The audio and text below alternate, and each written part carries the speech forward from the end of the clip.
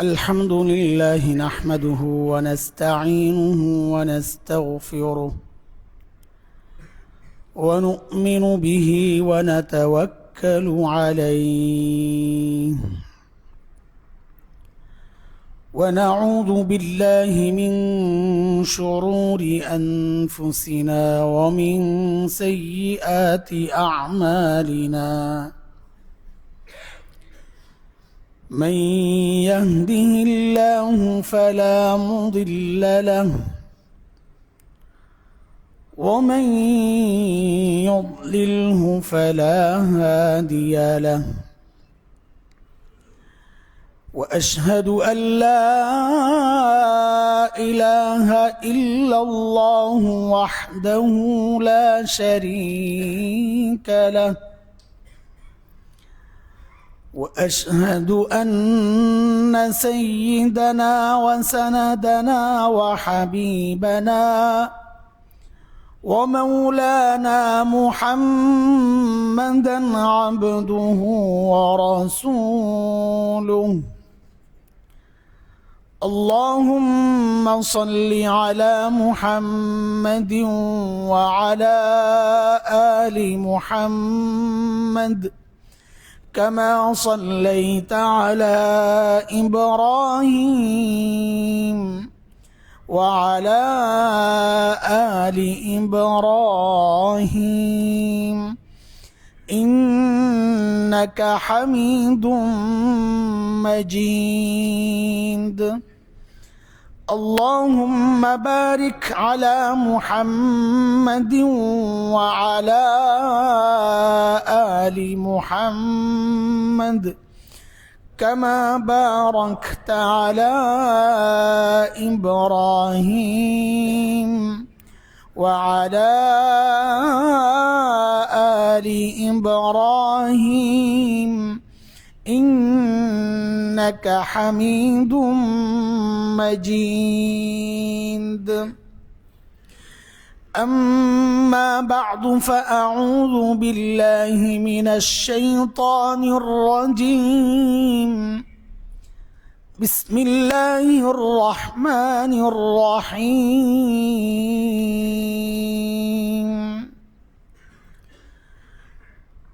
يا أيها الذين آمنوا توبوا إلى الله توبة نصوحا آمنت بالله صدق الله العلي العظيم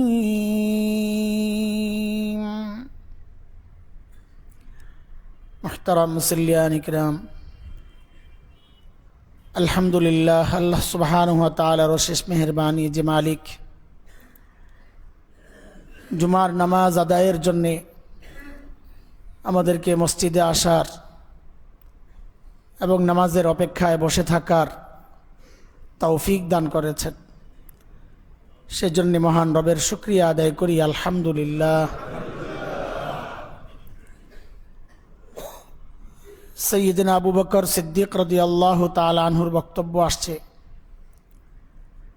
যে কোনো ভালো কাজের তৌফিক যখন হয় মানে করার সুযোগ যখন আল্লাহ দেন তখন দুইটা শব্দ বলা আলহামদুলিল্লাহ আস্তাগফিরুল্লাহ যে কোনো নেক আমলের পরে কি বলা আলহামদুলিল্লাহ আস্তাগফিরুল্লাহ আলহামদুলিল্লাহ কেন যে আল্লাহ তাআলা আমাদেরকে এই কাজটা করার তৌফিক দিয়েছেন এটা মনের খুশি প্রকাশ করা প্রত্যেকটা নেয়ামতের শুকরিয়ার কয়েকটা ধরন আছে আমরা মনে করি শুধু আলহামদুলিল্লাহ বলাটা একটা শুকরিয়া এটাই না এটা একটা ধরন শুকরিয়া আদায়ের একটা প্রক্রিয়া এটা মুখে আলহামদুলিল্লাহ বলা কিন্তু শুকরিয়া আদায়ের মূল হচ্ছে ওই নিয়ামতটাকে কাজে লাগান। চোখ একটা নিয়ামত, এটার শুকরিয়া হচ্ছে এই চোখকে কাজে লাগানো, ভালো কাজে লাগানো। হাত আল্লাহ একটা নেয়ামত দিচ্ছেন, এটার শুকরিয়া হচ্ছে এটাকে ভালো কাজে ব্যবহার করা। এটা হচ্ছে শুকরিয়ার একটা দিক। শুকরিয়ার আরেকটা দিক হচ্ছে মন থেকে আমি এত বড় একটা নেয়ামত পেলাম, এটার অনুভূতিটা মনের মধ্যে রাখা, যে আল্লাহর আমাকে এত বড় কাজটা করার তৌফিক দিছেন, একটা খুশি ভাব মনের মধ্যে রাখা, কৃতজ্ঞতা মনে মনে। শুকরিয়ার তৃতীয় ধাপ হচ্ছে জবানে সেটা প্রকাশ করা, আল্লাহর প্রশংসা আদায়ের মাধ্যমে আলহামদুলিল্লাহ বলা।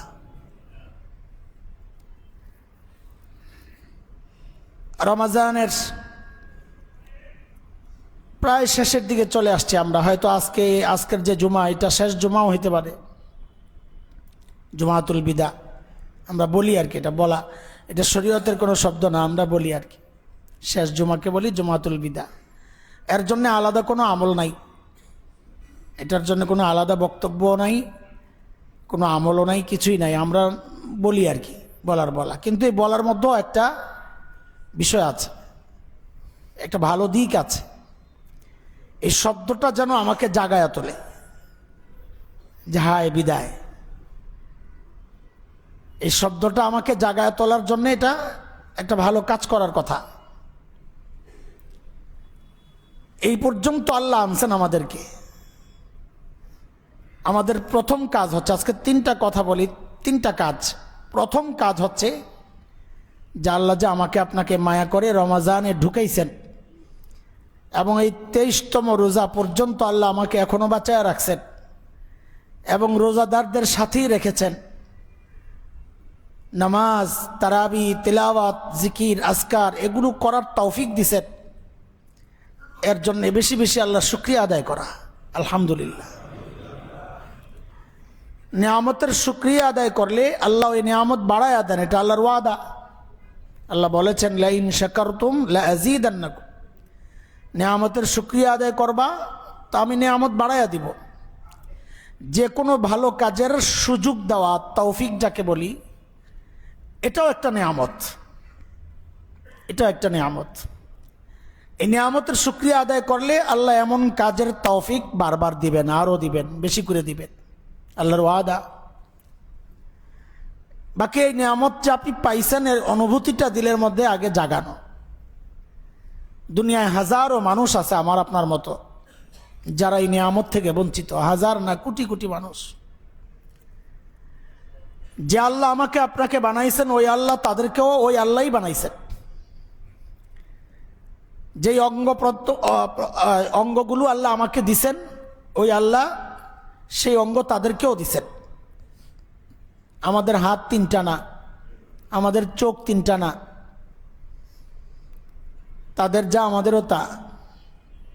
কিন্তু কত মানুষ এমন আছে না রোজার খবর আছে না নামাজের খবর আছে, কোন দিক দিয়া রোজা যায় আসে তার কোনো খবর নাই।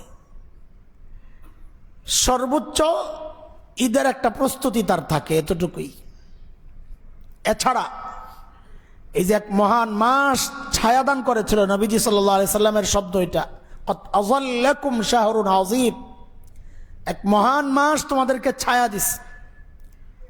এই যে এক মহান মাসের ছায়ার তলে আল্লাহ আমাদেরকে ঢুকাইছেন, এই অনুভূতিটাও নাই এমন বহু মানুষ পাওয়া যাবে। ছায়া তো দূরের কথা, ছায়ার নিচে আশ্রয় নেওয়া তো দূরের কথা, খোঁজ খবরও নাই। রমজান কবে আসে, রমজান কবে যায়, এতে তার কোনো আগ্রহই নাই। এই যে অনাগ্রহ ভাব, খবর না থাকা, এটা খুব স্বাভাবিক কিছু মনে করবেন না। এটা আল্লাহর পক্ষ থেকে তার জন্য একটা গজব। আমরা অনেকবার আপনাদেরকে কথা শোনাইছি, হযরত হাফিজ জি হুজুর রহমতুল্লাহ আলাইহি এটা অনেক বলতেন নাকি, নামাজ পড়তে পারো নাই,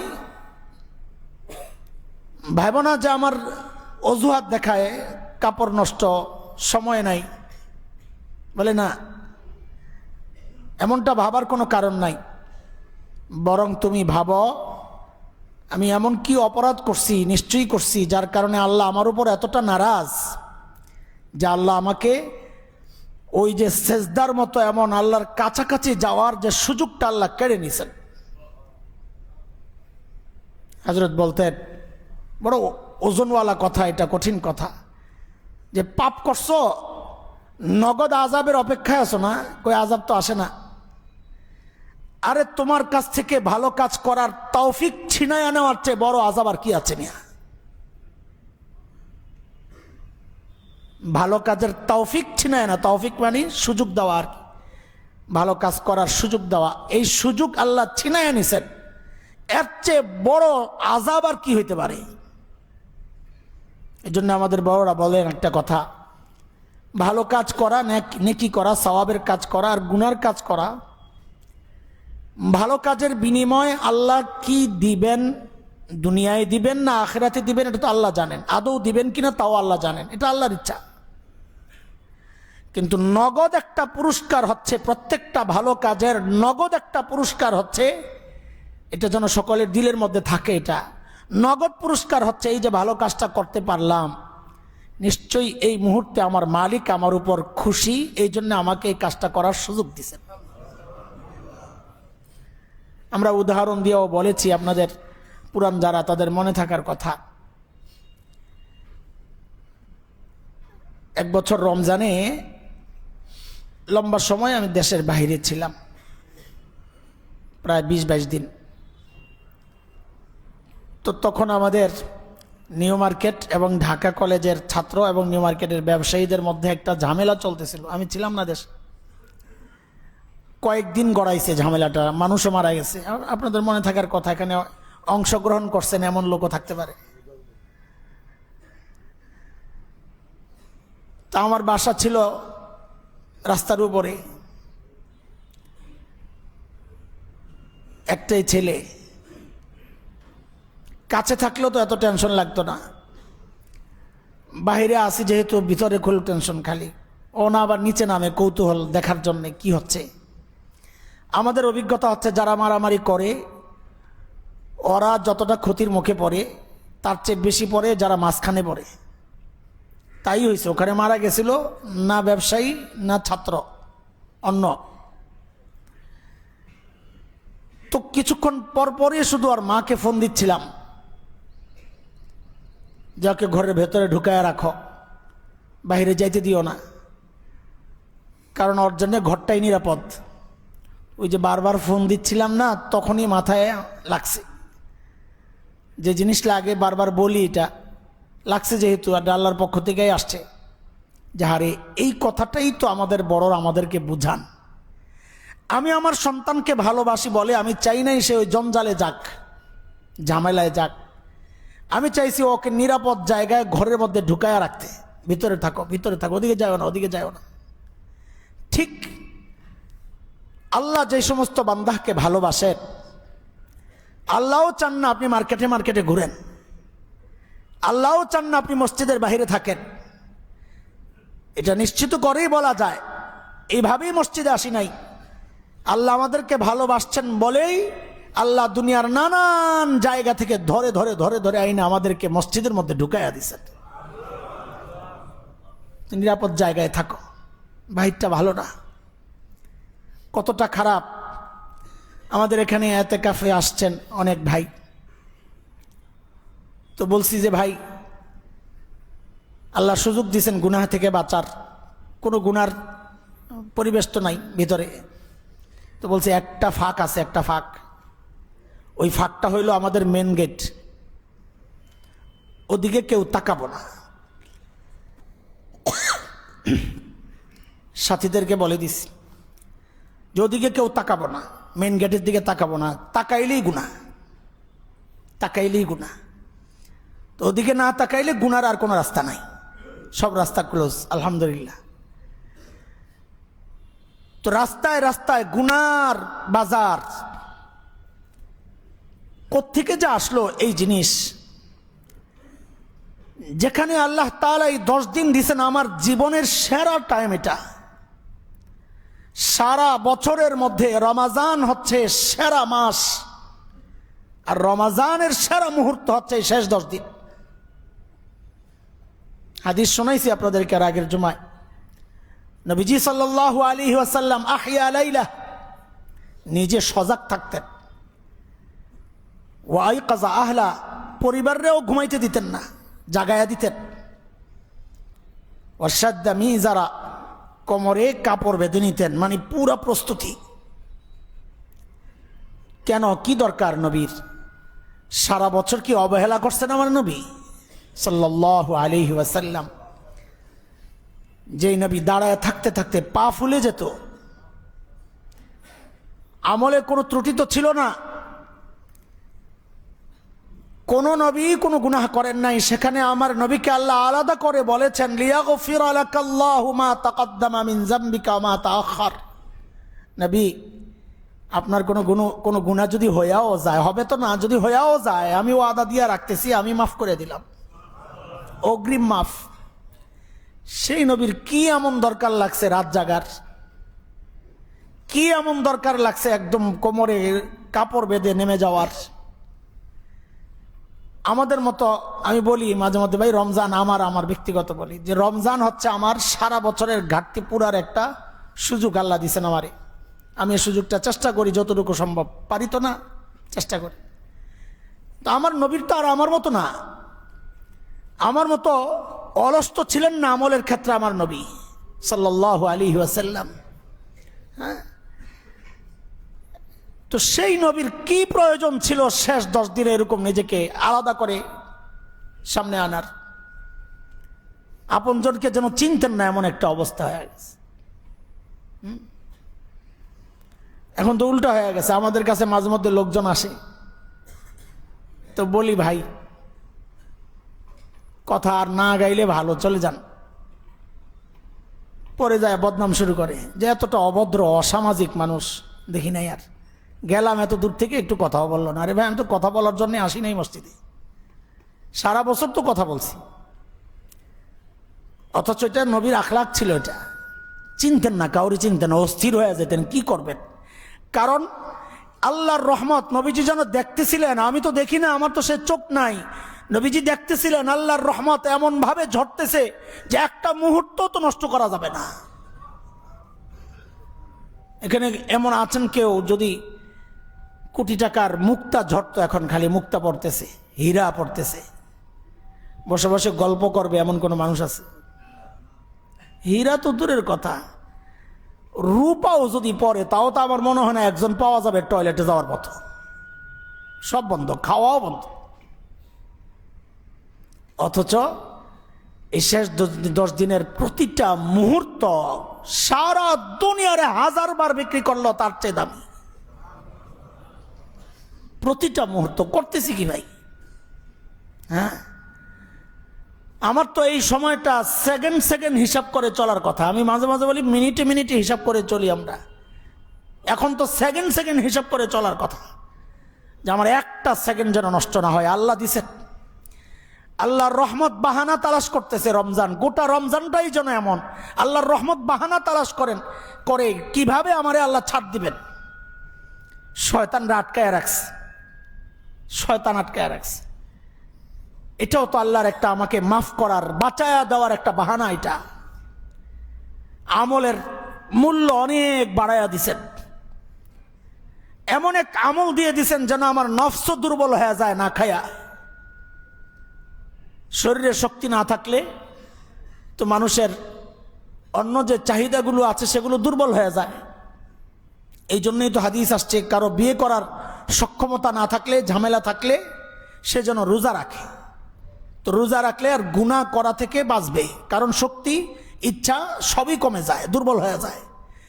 এটাও তো আল্লাহ তাআলা আমাকে একান্তভাবে আল্লাহর সাথে সম্পর্ক করার একটা সুযোগ দিছেন, যে তোমার শয়তানও নাই, নফস দুর্বল করে দিলাম বান্দা, এরপরেও কোনো বাধা নাই, বাধাগুলো সরাইয়া দিছি, এরপরেও সময় নষ্ট করার মানিটা কি?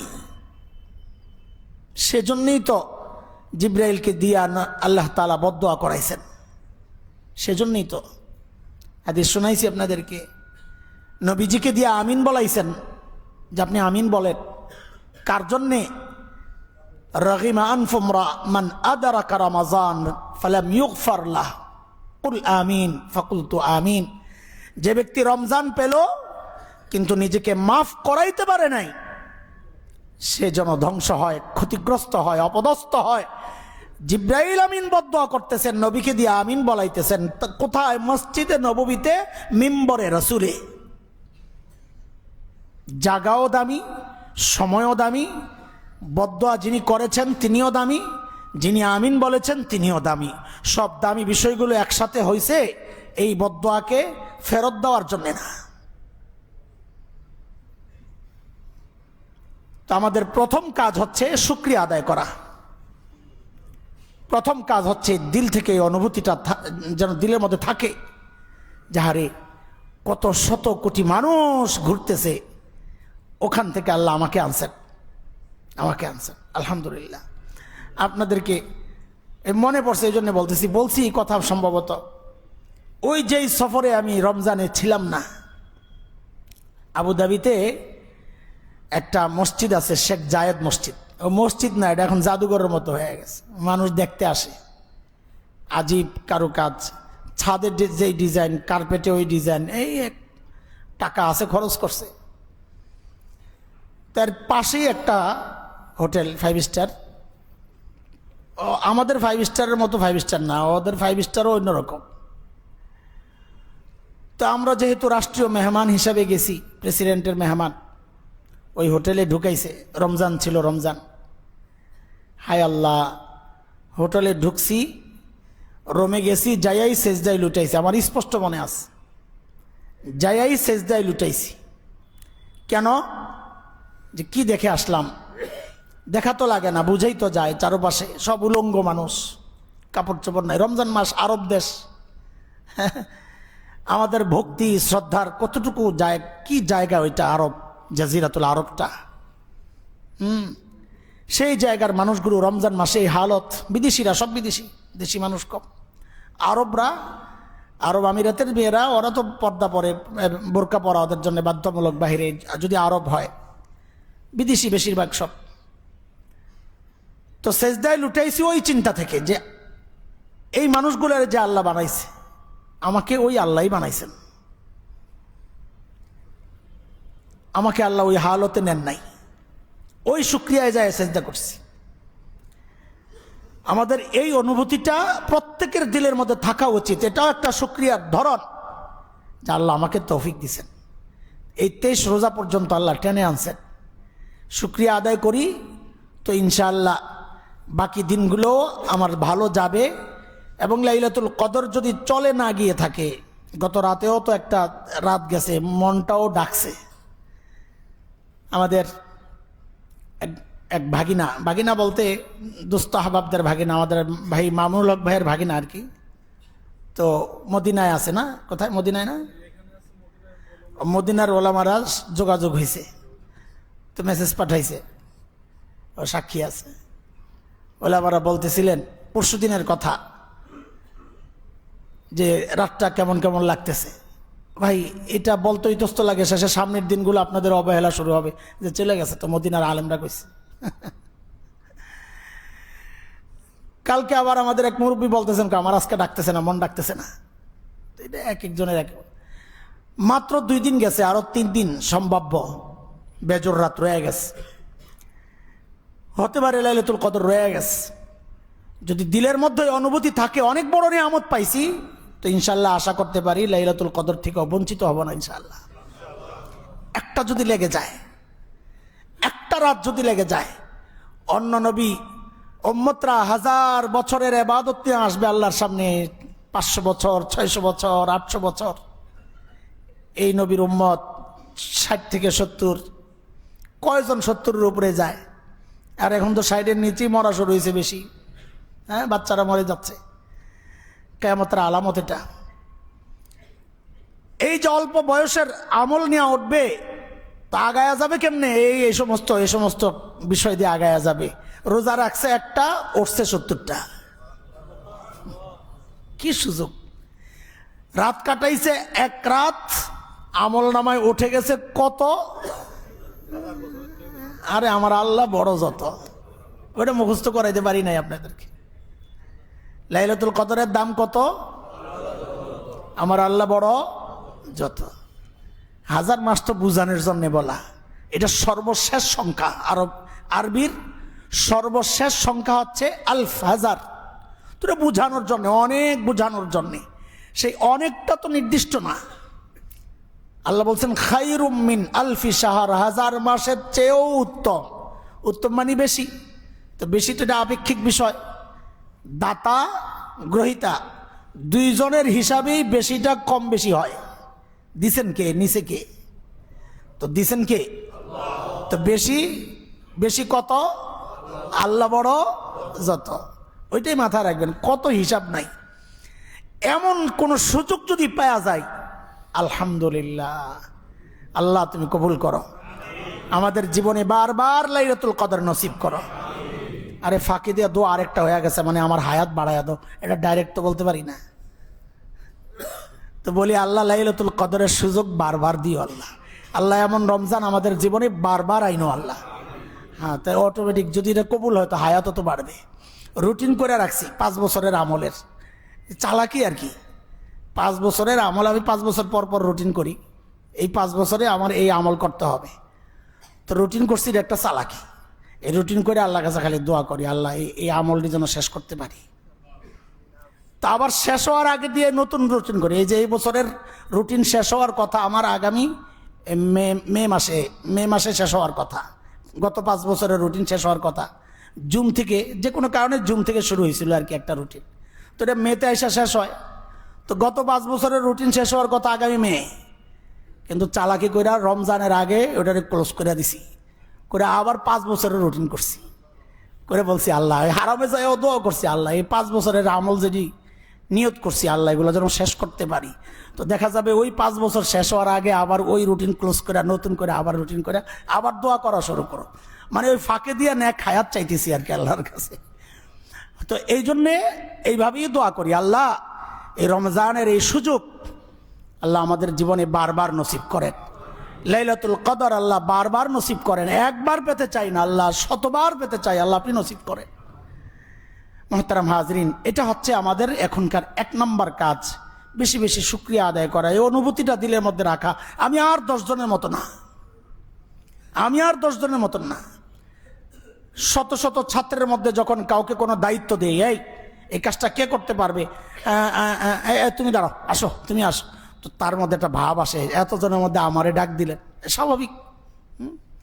মাঝে মাঝে কাজের হুকুমের জন্য অনেকে ডাক দিই, ভাই তুমি আসো, তো দেখিস যে তার মধ্যে একটা ভাব আসে যে হুজুর সবার থেকে আমারে আলাদা করে ডাক দিলেন। ভাই দুনিয়া এই সামান্য বিষয়টা বুঝে আসে, আর আল্লাহর এই তৌফিকের বিষয়টা বুঝে আসে না।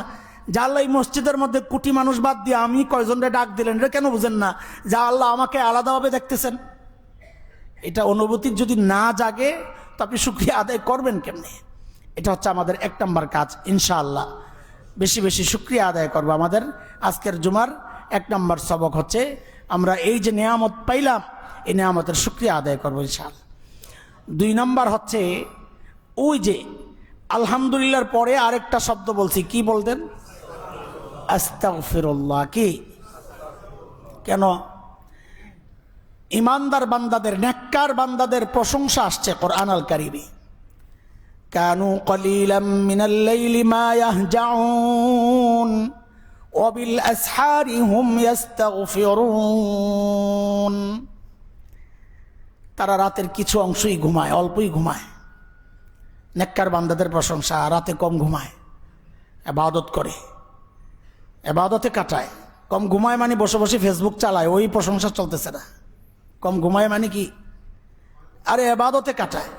হ্যাঁ, ওয়াবিল আসহার হুম ইস্তাগফিরুন। আর শেষ রাতে সাহরির টাইমে, সাহরির টাইম হলো রাতের 3য় অংশটা। 3য় অংশ বলতে সূর্য ডুবার পর থেকে সূর্য ওঠা পর্যন্ত গোটা টাইমকে 3 ভাগ করবেন, ঠিক আছে?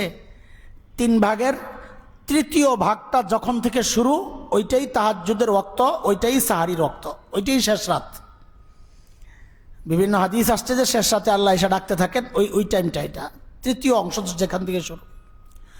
তো আল্লাহ বলেন এই নেককাররা কম ঘুমায়, সারা রাত জেগে ইবাদত করে, তেলাওয়াত করে, নামাজ পড়ে, আর শেষ রাতে আইসা ওয়াবিল আসহার হুম ইয়াস্তাগফিরুন, শেষ রাতে আইসা আল্লাহর কাছে কান্নাকাটি করে, ইস্তিগফার পড়ে, মাফ চায়।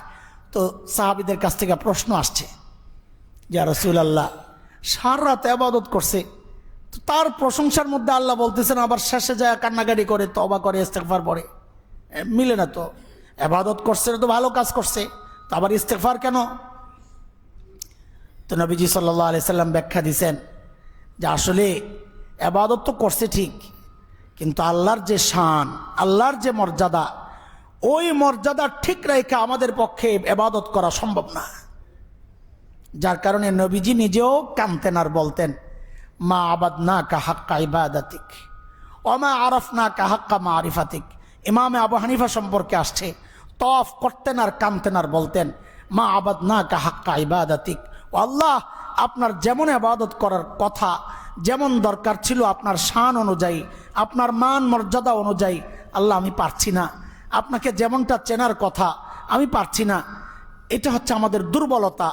ওই দুর্বলতার কারণে যেমন ইবাদত করার কথা করতে পারি নাই, যে সেই জন্য আল্লাহর কাছে মাফ চাওয়া, আস্তাগফিরুল্লাহ। দেখেন না, সালামের পর কি করি আমরা? আসসালামু আলাইকুম বলে কি বলি? আস্তাগফিরুল্লাহ, আস্তাগফিরুল্লাহ। কেন? নামাজ পড়ে কি ভুল করছি? নামাজ পড়ে তো ভুল করি নাই, তো আস্তাগফিরুল্লাহ কেন পড়তেছি? ভুলটা কোথায়? যে যেমন পড়া দরকার ছিল তেমন তো করতে পারি নাই, ঘাটতি যা আছে আল্লাহ পুরা করে দিয়েন, আল্লাহ মাফ করে দিয়েন, ওই জন্য ইস্তিগফার। তো এটা হচ্ছে দ্বিতীয় আমল। এই যে এই পর্যন্ত আল্লাহ সুযোগ দিলেন, ওই সুযোগটা আমি ঠিকমতো কাজে লাগাইতে পারি নাই, আমি তো কাজে লাগাইতে পারি নাই, সেই যে পারলাম না, ওই জন্যে বেশি বেশি এখন ইস্তিগফার পড়া। এমনিই তো রমজানের আমল, স্পেশাল আমলের মধ্যে ইস্তিগফার, লা ইলাহা ইল্লাল্লাহ বেশি বেশি পড়া, ইস্তিগফার বেশি বেশি পড়া, আল্লাহর কাছে জান্নাত চাওয়া, জাহান্নাম থেকে বাঁচতে চাওয়া, এটা তো রমজানের স্পেশাল আমল। এগুলো বিশেষ করে এই শেষ সময়টায় ইস্তিগফার বাড়ায়া দেওয়া, আল্লাহর কাছে মাফ চাওয়া, আল্লাহ আপনি সুযোগ তো দিয়েছেন, আমি তো কাজে লাগাইতে পারি নাই, আসলে পারছি কিনা।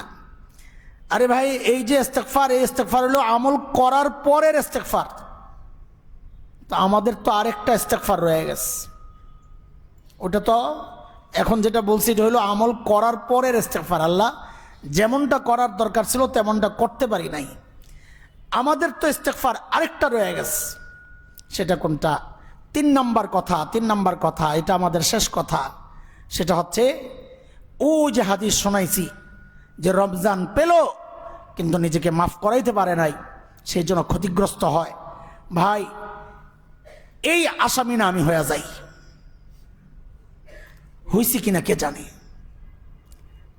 কারো হালত তো কারো জানা নাই, আমার হালত আপনি জানেন না, আপনার হালত আমি জানি না, আপনি আপনার হালত জানেন। জিজ্ঞেস করছেন কোনোদিন নিজেকে? চুপচাপ একা একা বসছিলেন একটু, হ্যাঁ, নীরবে বসছেন, নিজেকে নিজে জিজ্ঞেস করছেন যে আমি কি নিজেকে মাফ করাইতে পারছি আসলে? আল্লাহ মাফ করুক, এমন পোড়া কপালও পাওয়া যাবে হয়তোবা, আল্লাহ মাফ করুক, আমার ধারণা ভুল হোক, যিনি এই পুরা রমজান চলে গেছে আল্লাহর আদালতে হাজিরা দিয়া একটু চোখের পানি ফেলে নিজের আসামির কাঠগড়ায় দাঁড় করানোর তৌফিক হয় নাই, এমন বান্দাও পাওয়া যেতে পারে। হালত কি জিজ্ঞেস করছেন?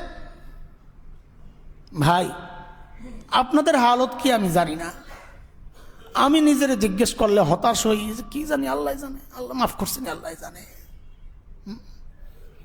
হতাশ হই, আল্লাহ জানে, আল্লাহ মাফ করছেন। আমার এই ইস্তেগফারের কি মূল্য আল্লাহর কাছে? আমার মালিক তো এত মহান। আরে ভাই, দুনিয়ার প্রেসিডেন্টের বাড়িতেই যদি এই দুনিয়ার এই সমস্ত ফল টল নিয়ে যান আপনি বেড়াইতে, ওইগুলো গ্রহণ করার সময় নাই, পচাটা তো নাই, ঢুকতেই দিবে না। সেখানে মহান রবের কাছে আমাদের এই আমলের কি মূল্য আছে? আরে যাদের আমলের মূল্য ছিল তারাও যেখানে কেঁদেছেন যে হায় পারি নাই, নবীজি কেঁদেছেন। সমস্ত উম্মতের মধ্যে শ্রেষ্ঠ মানুষ আবু বকর, সে আবু বকর কাঁদতেন, হারে আমি কেমনে দাঁড়াবো আল্লাহর কাছে। সব যাদের কান্না করার কথা না, যারা জান্নাতের গ্যারান্টি পাইছেন, যারা গুনাহ করেন নাই তারা কেঁদেছেন। তাদের সাথে আমাদের পার্থক্যের জায়গাটা যেন এটাই, তারা গুনাহ না করে কেঁদেছেন, আর আমি আপনি প্রতিনিয়ত গুনাহ করেও হাসতেছি।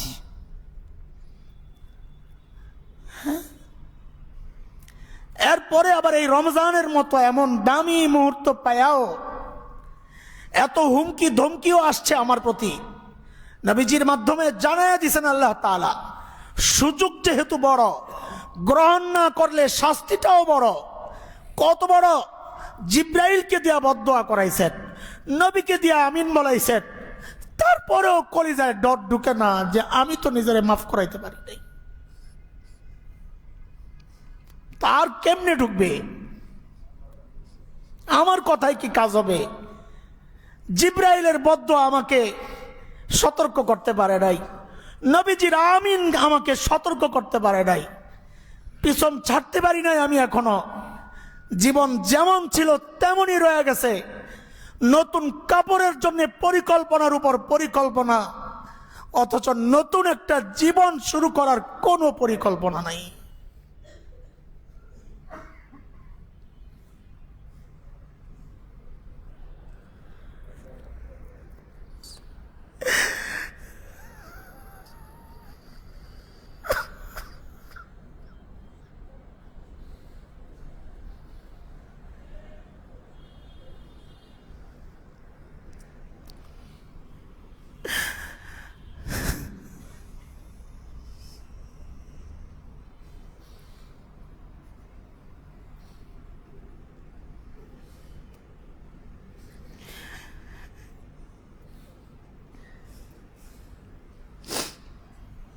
কে যে শুরু করলো এই কাজ, যে আমারে ওই ঈদের প্রস্তুতির মধ্যে লাগাইয়া দিছে, কে যে শুরু করলো এই কাজ আল্লাহই জানে। আল্লাহর এই রহমত থেকে আমাদেরকে দূরে সরানোর কি এক চক্রান্ত শুরু হয়েছে, এটা কারো কোনো চিন্তা নাই, বাস চলছে একরকম।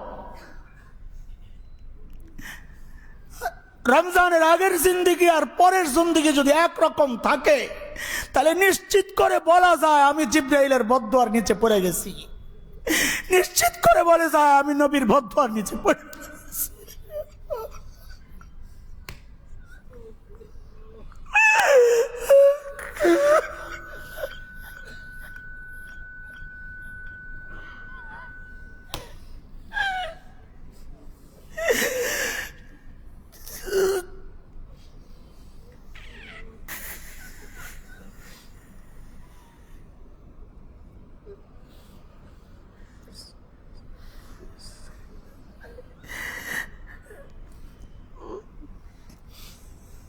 লা হাওলা ওয়ালা কুওয়াতা ইল্লা বিল্লাহিল আলিয়্যিল আযীম।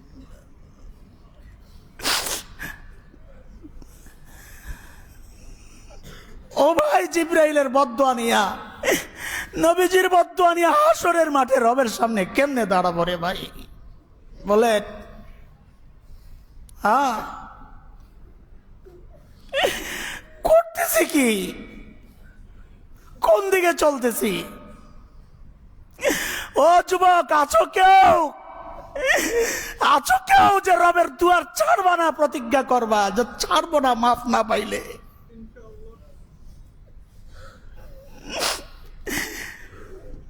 দিল যতক্ষণ পর্যন্ত না বলবে যে না আমার মনে হয় এখনো মাফ হয় নাই, দরবার ছাড়তে রাজি না। যুবক,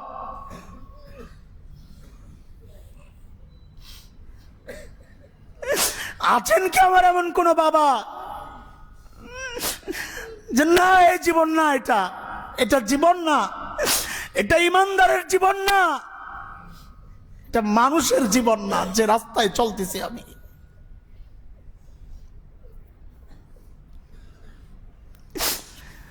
কেমন কথা? রবের রহমত আমার পিছনে পিছনে দৌড়াইতেছে আর আমি দুনিয়ার পেছনে পেছনে দৌড়াইতেছি, কেমন কথা এটা?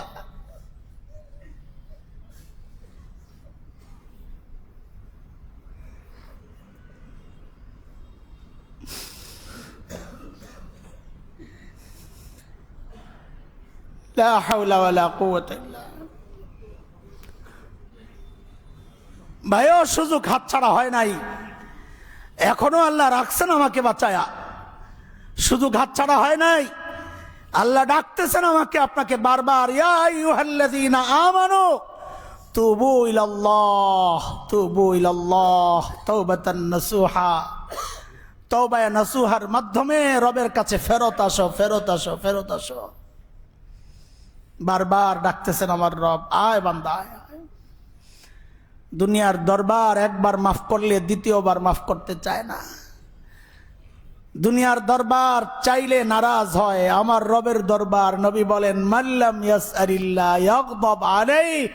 আল্লাহর কাছে যে চায় না আল্লাহ তার উপর নারাজ হন, যে যত বেশি চায় আল্লাহ তার প্রতি তত বেশি খুশি হন। এটা আজীব এক দরবার। দুনিয়ার অপরাধীদেরকে মানুষ শাস্তির জন্য তালাশ করে, আমার রব অপরাধীদেরকে মাফ করার জন্য তালাশ করে। সেই রবের বান্দা কিভাবে নিজের এই গুনাহওয়ালা জীবন নিয়ে কিভাবে সে রাখে, এত সুযোগ পাইয়াও। হ্যাঁ,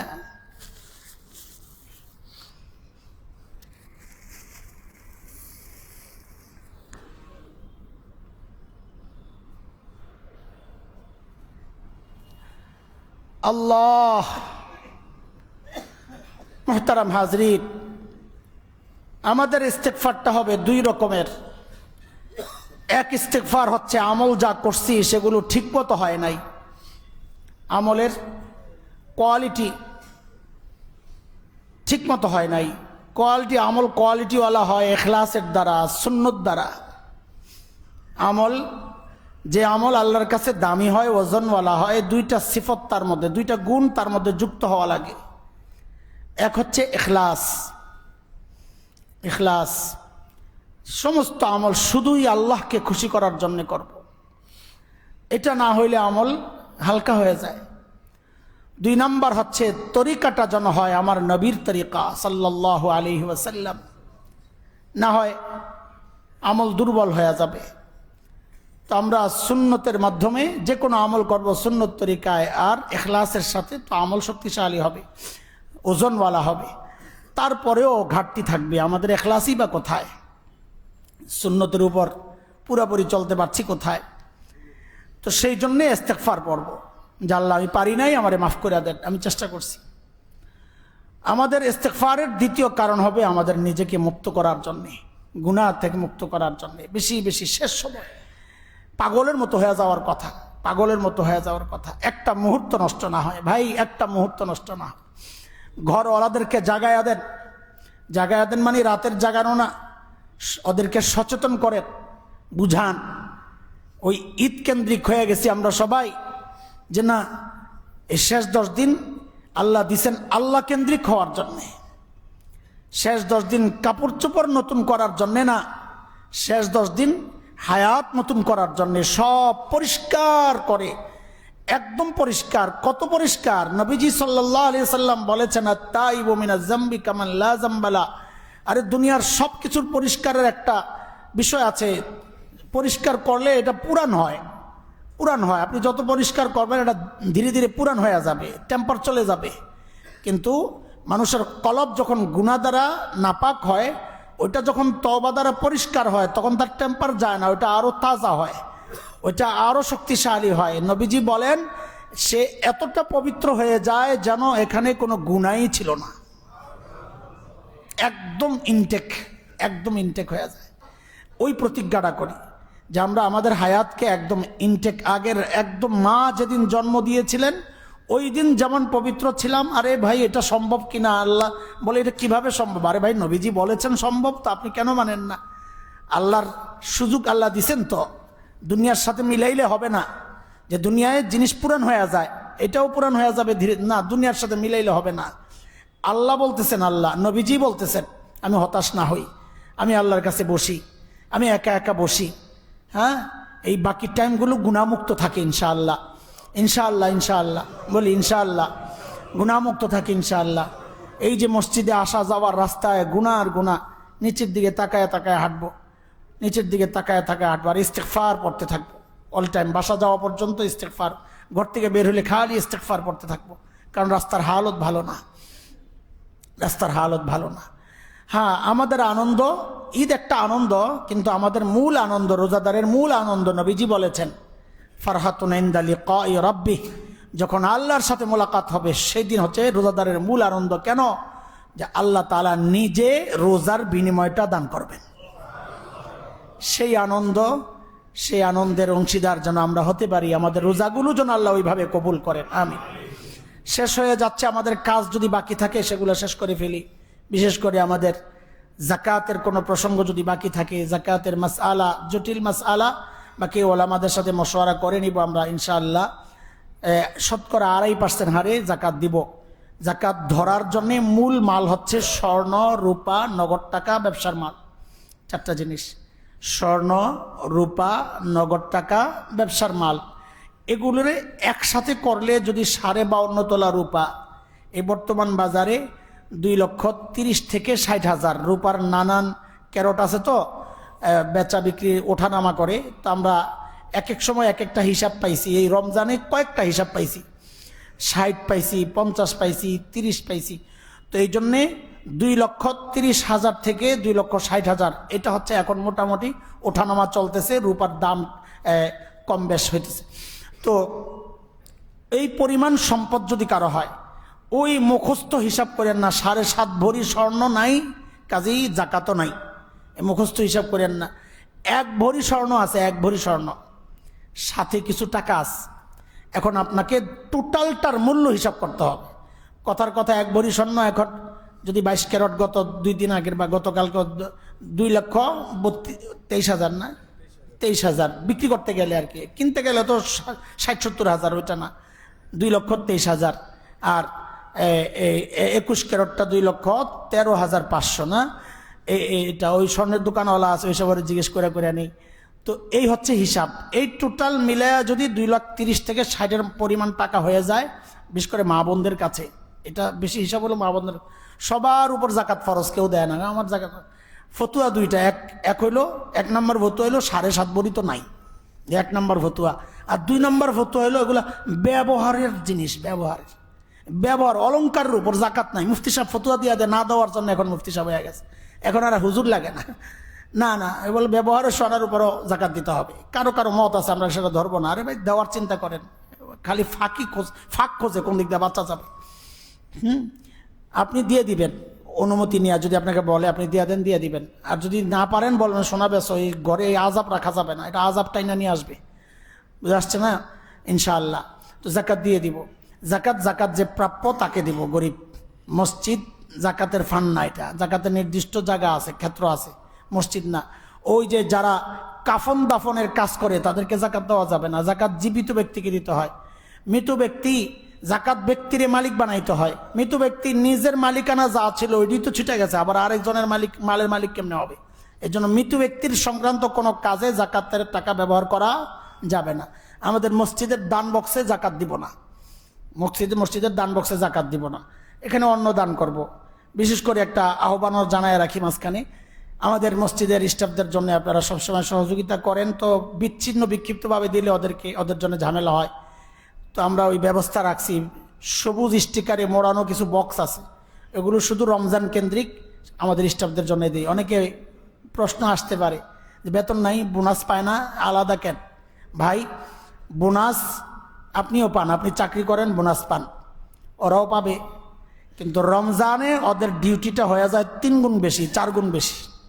আমি তো দেখি এই এতেকাফে বসার কারণে ওদের কাজগুলো দেখি, রমজানে ডিউটি বেড়ে যায় 3-4 গুণ বেশি। এই যে কষ্টটা আপনাদের জন্যই তো করে, তো ওরা কষ্ট করে, আপনারা একটু খুশি করে দিবেন ওদেরকে, অসুবিধা কি? কয় টাকা যাবে? একটু সবাই সহযোগিতা করব আমরা। ওই সবুজ স্টিকার মোড়ানো যে বক্সগুলো আছে, শুধু ওগুলো হচ্ছে স্টাফদের জন্য, কিন্তু সেখানে আমরা জাকাতের টাকা দিব না। মসজিদের কোনো দান বাক্সে আমরা জাকাতের টাকা দিব না, ওটার জন্য আলাদা হিসাব আছে।